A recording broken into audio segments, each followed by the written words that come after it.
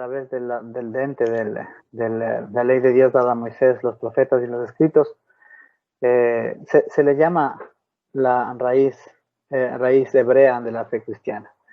Raíz porque todo lo que es nuestro cristianismo está sentado sobre esa base, viene de esa raíz, de las leyes del pueblo que Dios comenzó con el pueblo de Israel. Entonces, las leyes que Dios les dio a ellos, los mandamientos y las profecías y las promesas que Dios les dio a ellos, son la base, son la raíz de nuestra fe cristiana. Y es hebreo porque raíces hebreas es porque toma el nombre de hebreo porque Abraham fue el primer hebreo, el primer hombre de fe. Y el pueblo es hebreo y también es la escritura, es hebrea. Y nuestro Señor Jesucristo fue hebreo. Entonces, por eso es que se le llama la raíz hebrea de la fe cristiana. O sea, son los orígenes de donde nace todo lo que conocemos como nuestro cristianismo actual.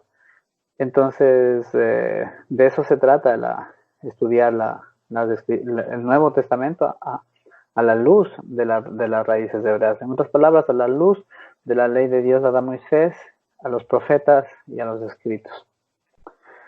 Entonces, quisiéramos ver, hermanos, en San Juan, capítulo 6, versículo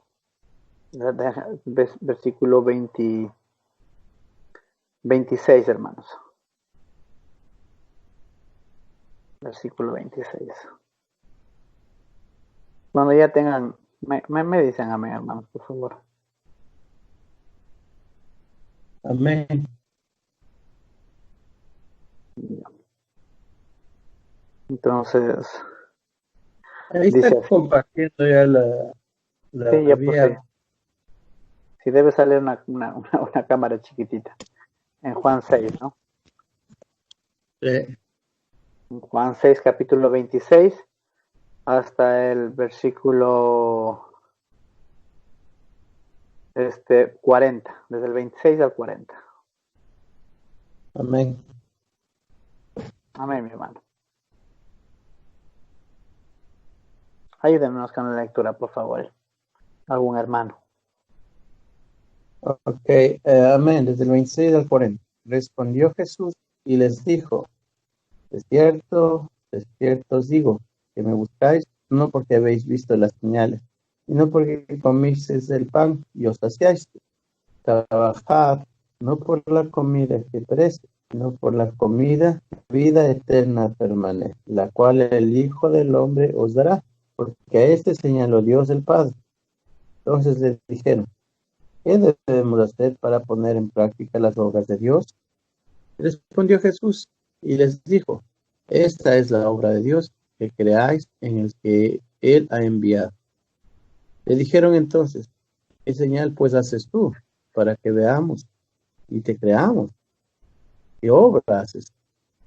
Nuestros padres comieron el maná en el desierto, como está escrito: pan del cielo les dio a comer. Y Jesús les dijo: de cierto os digo, no os dio Moisés el pan del cielo, mas mi Padre os dará el verdadero pan del cielo. Porque el pan de Dios es aquel que descendió del cielo y da vida al mundo. Y le dijeron: Señor, danos siempre este pan. Jesús le dijo: yo soy el pan de vida. El que a mí viene nunca tendrá hambre. Y el que en mí cree nunca tendrá sed jamás. Mas os he dicho que aunque me habéis visto, no creéis. Todo lo que el Padre me da, vendrá a mí, y al que a mí viene, no le echo fuera. Porque he descendido del cielo, no para hacer mi voluntad, sino la voluntad del que me envió. Y esta es la voluntad del Padre, el que me envió, que todo lo que me diere, no pierda yo nada, sino que lo resucite en el día posterior. Y esta es la voluntad del que me ha enviado, que todo aquel que ve al Hijo, cree en él, tenga vida eterna, y yo le resucitaré en el día posterior. Amén. Amén, hermanos. Como podemos ver aquí, Jesús le habían seguido las personas que habían recibido el milagro de la alimentación de los 5,000 personas.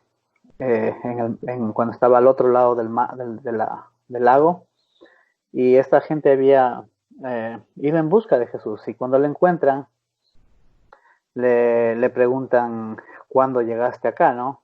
Y Jesús les dice que ustedes de cierto os digo que no me buscáis porque habéis visto las señales, sino porque comiste pan y os saciasteis. Y Jesús les dice, trabajad no por la comida que perece, sino por la comida que a vida eterna permanece. En este contexto podríamos hacer referencia a la hermana de Lázaro y a Marta. En alguna ocasión cuando Jesús les visita, María se queda escuchando las palabras de Jesús, las enseñanzas de Jesús, la interpretación que Jesús hace de la ley de Dios. Marta está afanada y turbada, buscando cómo agradar a Jesús y a los invitados. Pero Jesús le dice a Marta que María ha escogido la mejor parte.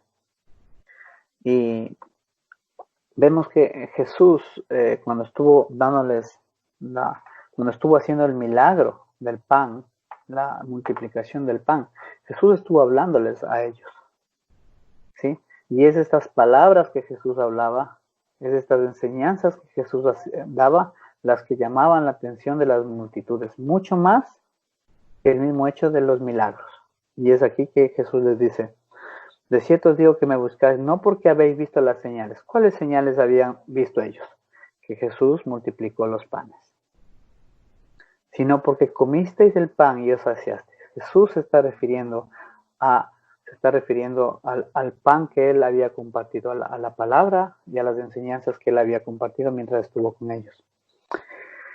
Y les dice así, trabajad no por la comida que perece, sino por la comida que a vida eterna permanece, la cual el Hijo del Hombre os dará, porque a éste señaló Dios el Padre.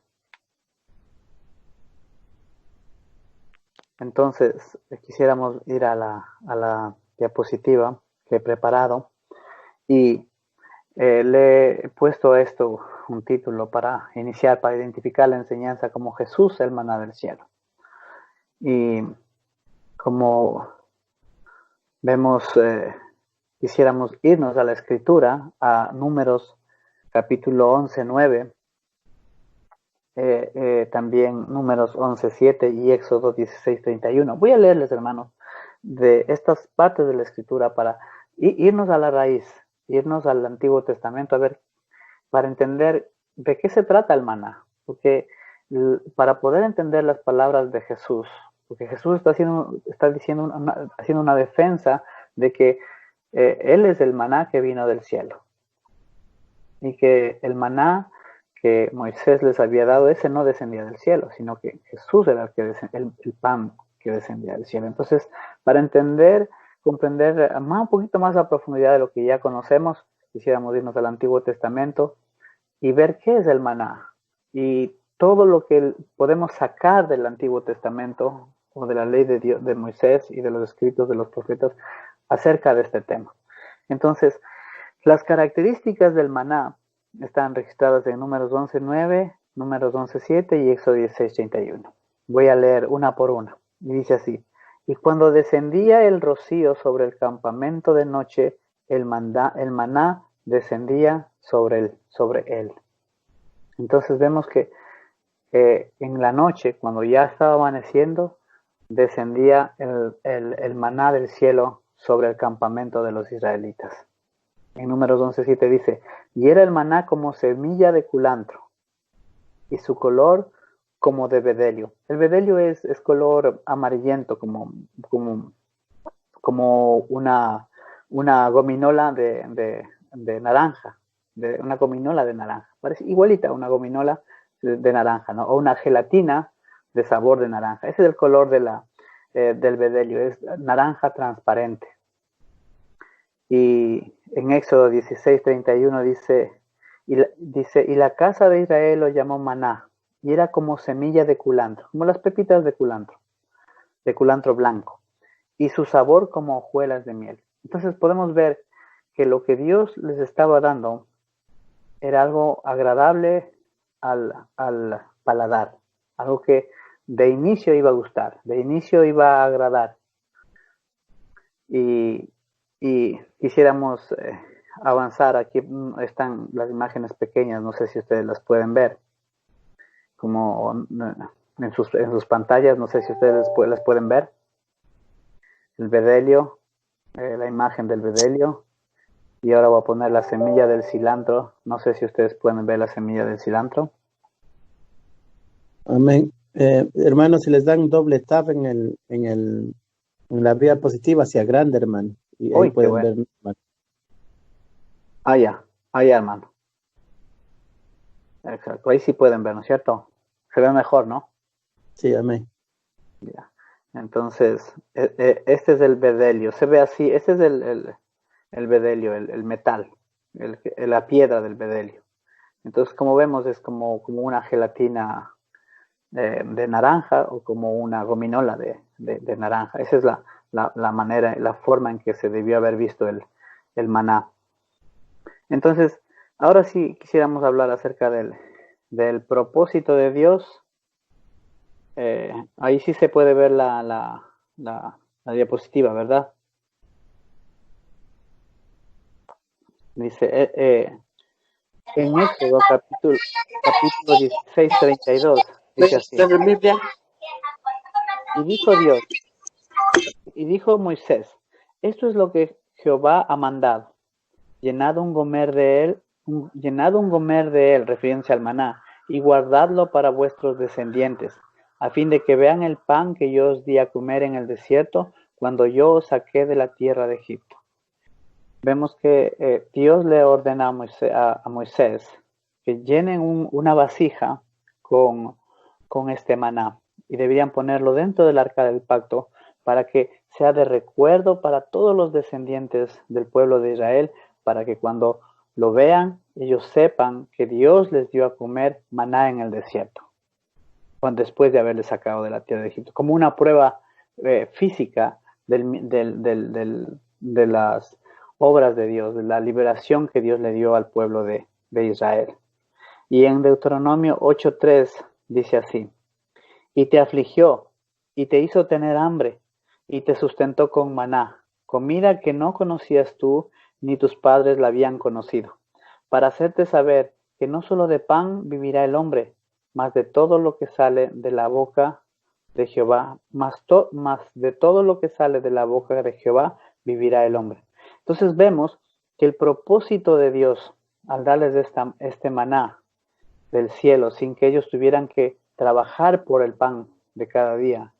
Durante 40 años Dios les dio el maná con un solo propósito, que ellos lograran entender que no solo de pan vive el hombre, sino de todo lo que sale de la boca de Jehová vivirá el hombre. Y ese era el propósito. El primer propósito para darles el maná era que los descendientes de los israelitas pudiesen recordar que Dios les libertó de la tierra de Israel, de la tierra de Egipto. Eran esclavos y les hizo libres. Y el segundo propósito por el cual les dio este maná, como dice aquí, y te afligió y te hizo tener hambre y te sustentó con maná. Vemos que en muchas veces en el antiguo, estuvieron en el tiempo que estuvieron en el desierto, los israelitas renegaron del maná, no querían más maná. En algún punto ellos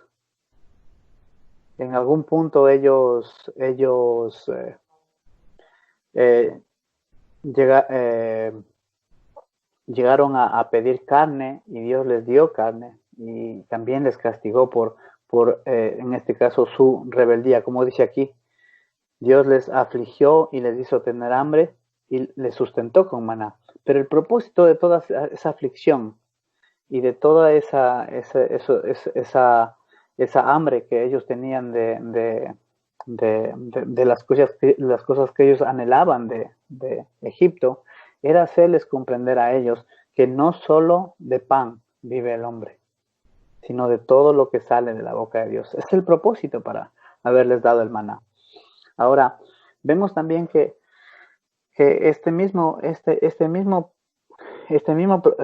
que quisiéramos ver qué es lo que sale de la boca de Dios, ¿sí? Sino de toda palabra que sale de la boca de Dios. En Apocalipsis, capítulo 19, del 13 al 15, dice que, hablando de nuestro Señor Jesucristo en su segunda venida, dice así, que Él viste un manto empapado en sangre y su nombre es la palabra de Dios. Y una espada afilada sale de su boca para herir con ella a las naciones, a las que gobernará con cetro de hierro, y se dispone a pisar el lagar donde resuma el vino de la terrible ira de Dios, el cual es dueño de todo. Entonces, vemos que esta palabra que sale de la boca de Dios en Apocalipsis, en versículo 19, le es dada esta palabra a nuestro Señor Jesucristo. Porque este mismo Señor Jesucristo dice que lleva en su manto empapado de sangre, lleva un nombre que es la palabra de Dios. Dice que una espada afilada sale de su boca. ¿Sí? Y eso es lo que dice, que de toda palabra que sale de la boca de Dios. Esa espada afilada es la palabra de Dios. Y es Cristo mismo, según Apocalipsis nos está manifestando. Lo mismo que Dios quiso enseñarles a los israelitas en el desierto. Dios quería enseñarles, mostrarles el camino hacia Jesucristo a través del maná. Porque les daba el maná para que ellos conozcan y comprendan que el hombre debe vivir de todo lo que sale de la boca de Dios. Y en Apocalipsis nos está hablando que esas palabras que salen de la boca de Dios es Cristo mismo, la persona de Cristo. Y que lo que sale es su espada afilada de su boca, su palabra. Y en Juan 6:63, en el mismo capítulo que estamos viendo, dice así, Jesús dice así, es el Espíritu el que da vida. La carne no sirve para nada. Las palabras que os he dicho son espíritu y son vida.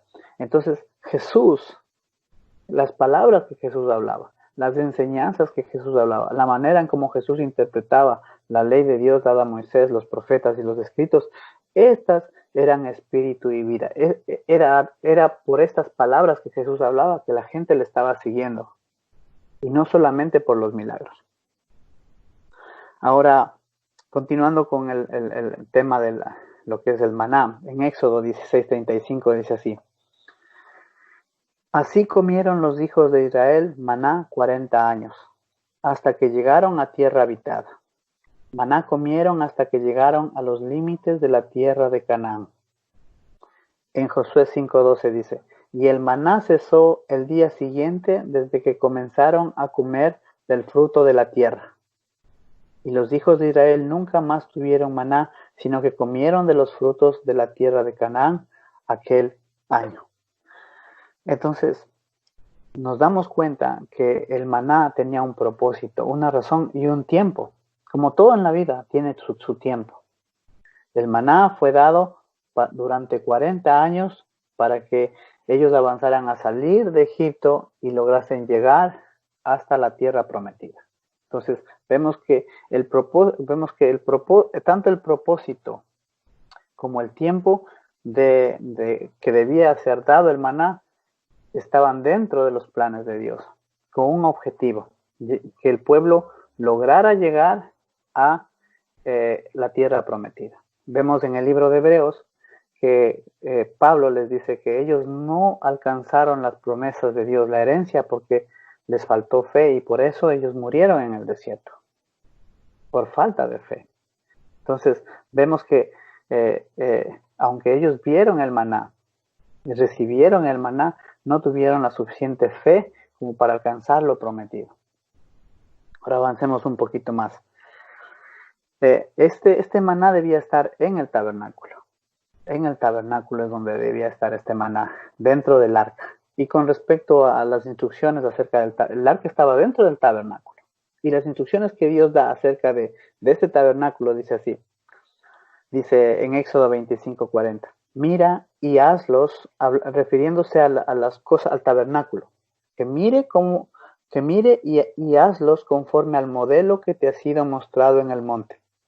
Entonces Dios le está diciendo a Moisés que él debe hacer el santuario, que él debe construir el tabernáculo y todo lo que estaba dentro del tabernáculo, y eso incluía el maná que iba a ir dentro del tabernáculo, conforme al modelo que Dios le había mostrado en el monte. ¿Qué nos dice, qué nos enseña esto? Que este mundo físico, en este caso el tabernáculo, era una copia de algo que ya existía, de algo que ya existía en el reino de los cielos. Y que Moisés debía copiar eso con un propósito, en Salmo 78, 24 dice así, dice, e hizo llover sobre ellos maná para que comiesen, y les dio trigo de los cielos. Eso es lo que David escribe acerca del maná, que hizo llover sobre ellos maná para que comiesen, y les dio trigo de los cielos. Aquí en el sentido literal, realmente el trigo bajó del, por así decirlo, de una parte de los cielos, de una parte superior, como cae la lluvia, como cae el granizo. Pero no venía realmente esto del mundo espiritual, sino del mundo físico. Y ahora quisiera, yo puse un gráfico aquí que no lo podemos ver, y trata acerca de la sombra. Ciertamente este maná era una sombra profética de la obra de Jesús, de la obra que Jesús vino a hacer en nuestras vidas. Como sabemos, cuando la luz impacta sobre un objeto, hermanos, cuando el objeto no es transparente, es sólido, lo que se refleja, la luz no pasa, pero lo que uno puede ver de ese objeto es la sombra. Entonces, asimismo, el mundo espiritual, nosotros no podemos ver el mundo espiritual, y tampoco podemos ver al Padre, porque dice que nadie ha visto al Padre, porque nadie puede verle y vivir. Pero en cuanto a nuestro Señor Jesucristo, dice el apóstol Pablo, dice que Él es la imagen visible del Dios invisible. Entonces, lo que de Él conocemos, lo que de Jesús conocemos, es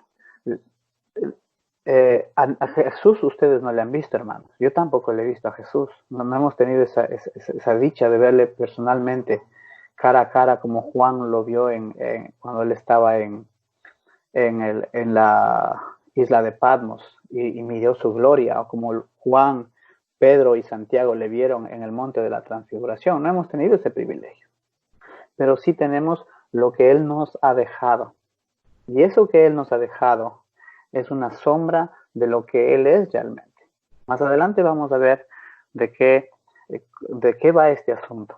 Entonces, de la misma forma como el maná era una sombra profética de Jesús, asimismo, lo que hoy estamos viviendo como hijos de Dios, en cierta forma también es una sombra de lo que ha de venir. Quisiera avanzar un poquito más. Hebreos 8:5 dice así.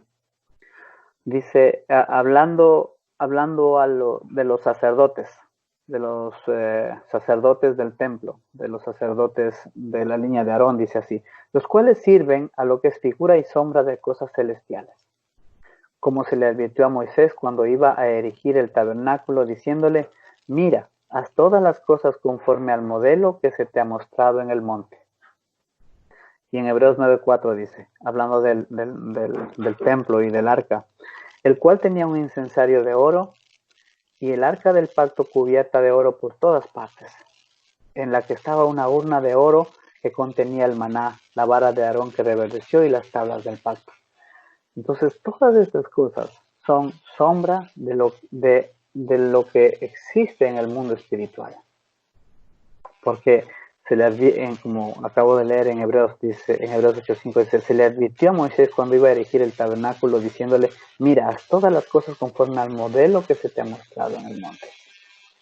Entonces, podemos comprender que Pablo entendía muy bien estas cosas, que hay un mundo espiritual, ¿sí? Que la única forma de poder de alguna manera comprender ese mundo espiritual es mediante las cosas físicas, las cosas que vemos. Y de esto se valió Dios a través del maná. A través del maná el propósito de Dios era que ellos pudieran eh, eh, conocerle a Dios, conocer que no solo de pan vive el hombre, sino de toda palabra que sale de la boca de Dios. Entonces, vamos viendo en Hebreos capítulo 9. Saqué de la traducción, de la nueva traducción viviente este texto porque es muy clarito y dice así, Hebreos 9:23. Por esta razón, el tabernáculo y todo lo que en él había, que eran copias de las cosas del cielo, debían ser purificadas mediante la sangre de animales. Pero las cosas verdaderas del cielo debían ser purificadas mediante sacrificios superiores a la sangre de animales. Así también Cristo murió en sacrificio una sola vez y para siempre, a fin de quitar todos los pecados de muchas personas. Cristo vendrá otra vez, no para ocuparse de nuestros pecados, sino para traer salvación a los que esperan con anhelo su venida. En Hebreos 9, 23 al 28, Pablo está diciendo que las cosas verdaderas del cielo deberían ser purificadas no mediante los sacrificios de animales. Los sacrificios de animales tenían un propósito, era de mantener con vida al pueblo de Israel hasta que llegara aquel que iba a salvar, que en este caso es nuestro Señor Jesucristo. Y vemos que dice, por esta razón, el tabernáculo y todo lo que en él había eran copias de las cosas del cielo y debían ser purificadas mediante la sangre de animales. Entonces, aquí vemos que Pablo confirma otra vez que todo lo que vemos es una copia de lo que ya existe en el reino de los cielos. Pero en para este reino de los cielos no sirve, no puede ser purificado el mundo espiritual con la sangre de animales. Por eso era necesario que nuestro Señor Jesucristo derrame su vida, entregue derrame su sangre para que mediante su sangre pueda ser reconciliado el mundo espiritual con nuestro mundo físico. Pueda ser reconciliado el hombre con Dios, con su Padre. Eso es lo que nos está mostrando aquí. Y una cosa que podemos ver aquí, que como habíamos dicho también, que todo el maná, la figura del maná, la sombra del maná, nos habla de que el maná estaba sujeto a un tiempo, a un periodo de tiempo con un propósito. De la misma forma, la obra de Cristo en la cruz tiene un tiempo, tiene un propósito, hermanos. ¿Y dónde lo vemos? Aquí mismo, en el versículo 28, donde dice así, Cristo vendrá otra vez, no para ocuparse de nuestros pecados, sino para traer salvación a todos los que esperan con anhelos juveniles.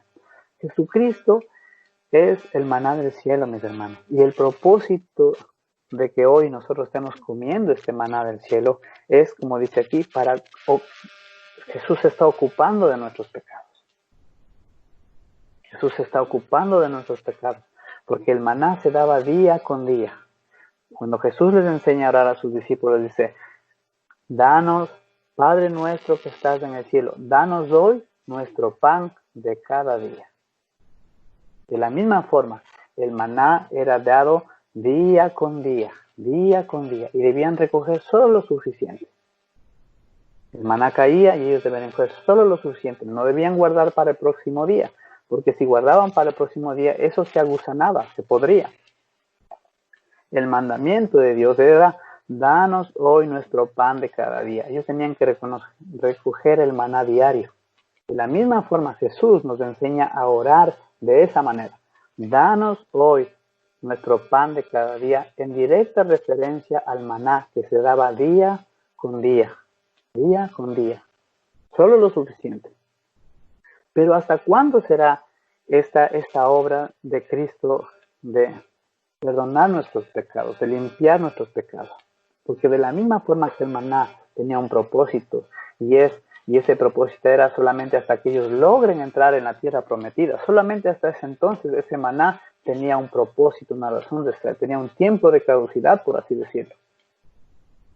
Asimismo, la obra de Cristo, que es el maná que viene del cielo, del mundo espiritual, el verdadero maná que viene del mundo espiritual, ¿sí? Tiene su tiempo. Hay un tiempo, como dice, Cristo vendrá otra vez, no para ocuparse de nuestros pecados, ¿Qué quiere decir aquí? Que la primera venida de nuestro Señor Jesucristo es para ocuparse de nuestros pecados. Pero cuando el Señor venga, hermanos, ¿sí? Ya no será necesario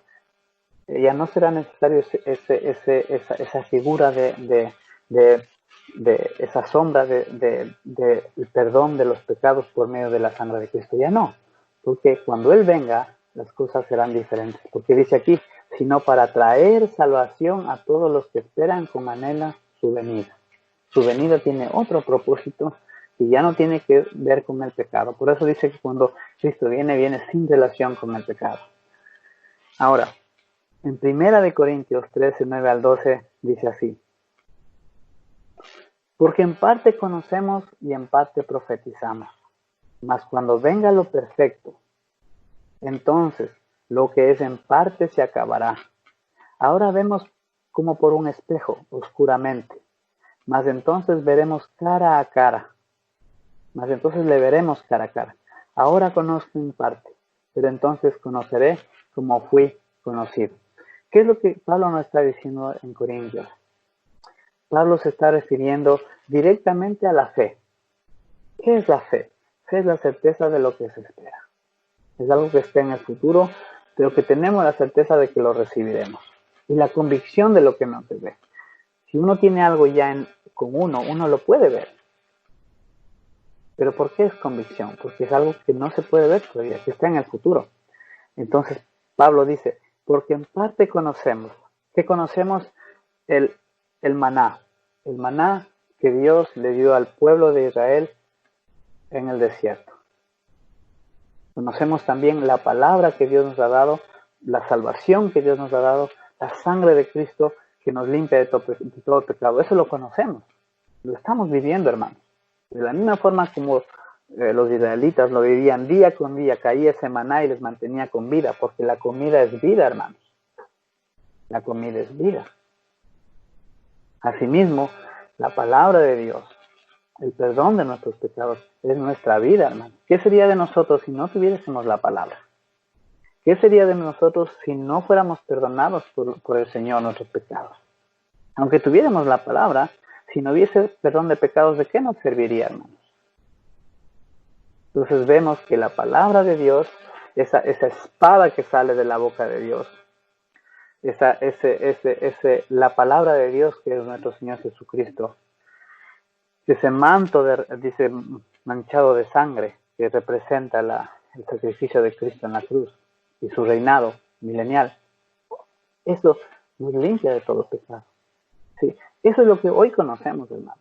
Pero Pablo nos está diciendo en 1 Corintios que hay algo que aún nos falta por conocer, que es hacia dónde vamos, hacia dónde nos dirigimos. ¿Sí? El pueblo de Israel se dirigía hacia Canaán, hacia la tierra prometida. Asimismo, hermano, Jesús, el maná del cielo, nos está llevando hacia la tierra prometida, hacia el reino de los cielos. Dice Pablo, repito otra vez, porque en parte conocemos y en parte profetizamos, mas cuando venga lo perfecto, entonces lo que es en parte se acabará. Entonces, ¿qué nos está diciendo? Que todo este proceso que estamos viviendo de la palabra y del Espíritu de Dios que está en nosotros, el perdón de pecados, cuando venga nuestro Señor Jesucristo, eso se acabará porque vendrá algo mayor, algo mayor. Ahora vemos como por espejo, oscuramente, mas entonces veremos cara a cara, le veremos cara a cara. Ahora le conocemos en parte, pero entonces conoceremos como fuimos conocidos. Ahora, Jesús, cuando está hablando, volviendo al texto, Jesús está hablando con las personas que comieron el pan y le siguieron a Jesús, pero no por el milagro del pan, sino porque escucharon sus palabras, y les dice así. Jesús les dijo, en Juan capítulo 6, 35, el 39 y el 40 dice así. Jesús les dijo, yo soy el pan de vida. Aquí ya les dice claramente, el que a mí viene nunca tendrá hambre, y el que en mí cree no tendrá sed jamás. Y esta es la voluntad del Padre, el que me envió, que todo lo que me diere no pierda yo nada, sino que lo resucite en el día postero. Y esta es la voluntad del que me ha enviado, que todo aquel que ve al Hijo y cree en él, tenga vida eterna, y yo le resucitaré en el día postrero. Jesús les está diciendo esto. Yo soy el pan de mi vida, el que a mí viene nunca tendrá hambre, y el que en mí cree no tendrá sed jamás. Ahora, todo lo que nosotros hacemos es por fe y para fe, hermanos. Es bien importantísimo tomar en cuenta eso, que la razón por la cual Dios les dio el maná era para probar la fe de ellos, para probar la fe de ellos. Asimismo, Dios nos ha dado su palabra, nos ha dado el sacrificio de Cristo en la cruz, pero eso también tiene el mismo propósito, es probar nuestra fe. ¿Por qué probar nuestra fe? Porque nosotros, cada día que amanece, no es que el hambre se nos ha ido, hermanos, el hambre de Dios. No es que la sed de Dios se nos ha ido, hermanos. Al contrario, cada día tenemos más hambre y más sed de Dios. Los que estamos aquí en este grupo somos testigos que siempre hemos cantado: mi alma tiene sed del amor de Dios. ¿Sí? Y siempre hablamos en términos de que tenemos hambre de la palabra de Dios. Bienaventurados los que tienen hambre y sed de justicia, porque ellos serán saciados. Pero cuando Jesús está hablando aquí, está hablando en términos, dentro de los términos de la fe. ¿Y qué dice la fe? Que el plan de Dios tiene un final, tiene un propósito en el cual todas las cosas serán perfectas y se cumplirán a plenitud. Porque aquí dice: yo soy el pan de vida, y el que a mí viene nunca tendrá hambre, y el que en mí cree no tendrá sed jamás. Pero eso no se está cumpliendo hoy en día. Porque cada día tenemos más y más necesidad de Él. Y cuando no buscamos, y cuando no estamos conectados, estamos ocupados en nuestras labores y en tantas cosas que este mundo nos aprieta, nos sujeta, nos obliga a desconectarnos del Señor, volvemos con un hambre, con una necesidad tremenda. Entonces, ¿cuándo es el cumplimiento de esta palabra? El cumplimiento de esta palabra lo vemos más adelante, cuando dice en el versículo 39 de capítulo Juan 6, dice así: y esta es la voluntad del Padre, el que me envió, que de todo lo que me diere no pierda yo nada, sino que lo resucite en el día postrero. Jesús está haciendo referencia a un punto en el futuro, donde todo lo que Él está diciendo tiene su cumplimiento final. Y en el 40 dice así: y esta es la voluntad del que me ha enviado, que todo aquel que ve al Hijo y cree en Él tenga vida eterna, y yo le resucitaré en el día postrero. ¿Qué dice Pablo? Pablo dice que tenemos que cuidar esta salvación tan grande. Eso quiere decir que nada está dicho, que no tenemos asegurada la vida eterna, porque si no, Pablo no dijera que tenemos que cuidar. O Pablo también dice: habiendo sido yo heraldo o ejemplo o líder, venga yo mismo a ser eliminado, si no lucho legítimamente, si no corro la carrera legítimamente. Entonces vemos que cuando nuestro Señor Jesús habla de vida eterna, está hablando dentro de los términos de la fe, dentro de los términos de la fe, que es lo que Dios nos va a dar en un tiempo en el futuro. ¿Y qué más nos va a dar? La segunda parte del versículo 40. Y yo le resucitaré en el día postrero. Ahí es cuando se cumple. Ahí es cuando ya dice que toda lágrima se borrará, que no habrá dolor, no habrá sufrimiento. Toda esta sed, esta hambre que tenemos cada día será saciada completamente. ¿Por qué? Porque así como el maná era la figura de Cristo, asimismo Cristo en sí mismo es el maná que bajó del cielo, que también tiene un propósito, y es llevarnos hacia la vida eterna, llevarnos hacia su reinado, para que cuando eso llegue ya no habrá necesidad de lo que conocemos como la salvación por gracia, por la fe, porque cuando ya llegue esa salvación, todo eso habrá quedado ya en el pasado. En 1 Corintios 15:51 dice así: He aquí, os digo un misterio. No todos dormiremos, pero todos seremos transformados. Hoy me llamó mi amigo William, por el cual hemos estado orando y que quisiera que más luego oremos. Él me llamó llorando y me dice: hermano, por favor, ayúdame, porque ya no puedo más. Me ha dado el COVID, a mí también, y mi papá está muy delicado de salud, está en sus últimos días, y mi mamá, no he podido ayudarle a ir a ver a mi mamá, pues mi papá está enfermo, y me mandó unas fotos del papá, hermano. Y como no le pueden mover al papá muy seguido, la mamá es viejita, y William no ha podido ir en esta semana porque ha estado con el COVID y tiene que estar en cuarentena. Entonces tampoco puede irles a ver porque no puede contagiarles, él no quiere contagiarles. Entonces me manda unas fotos que le manda una cuñada de él, del papá viejito. Y tiene unas llagas, hermanos, de horrorizarse, porque mucho tiempo pasa de lado y como la piel ya es delicada, no soporta.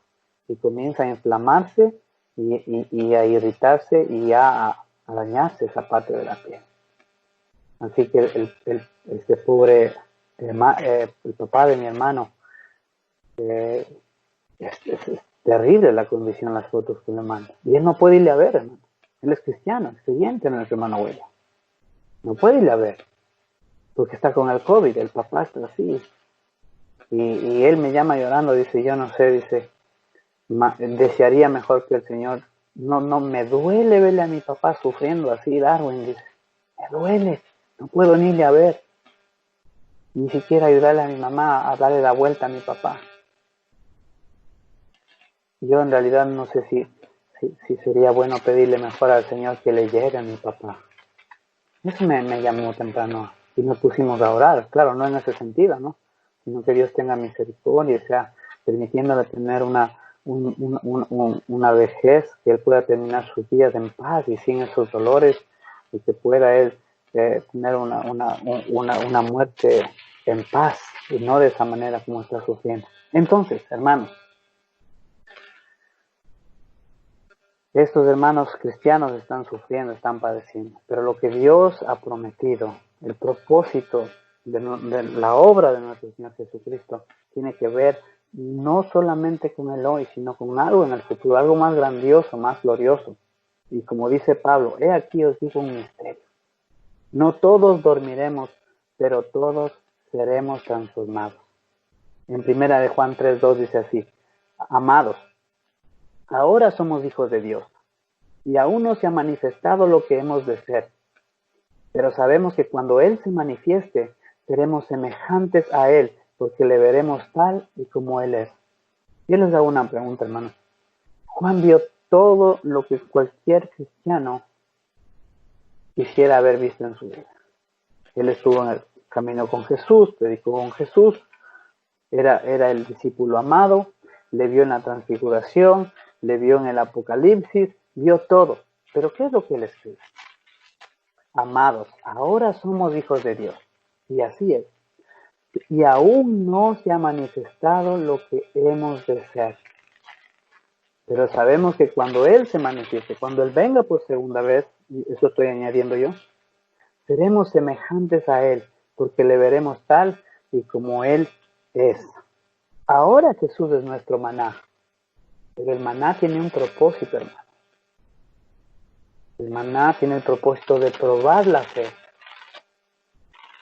de poner a prueba la fe, porque eso es lo que habíamos leído, que Él les hizo pasar hambre y les afligió, dándoles el maná para, déjenme leer el versículo como exactamente dice así.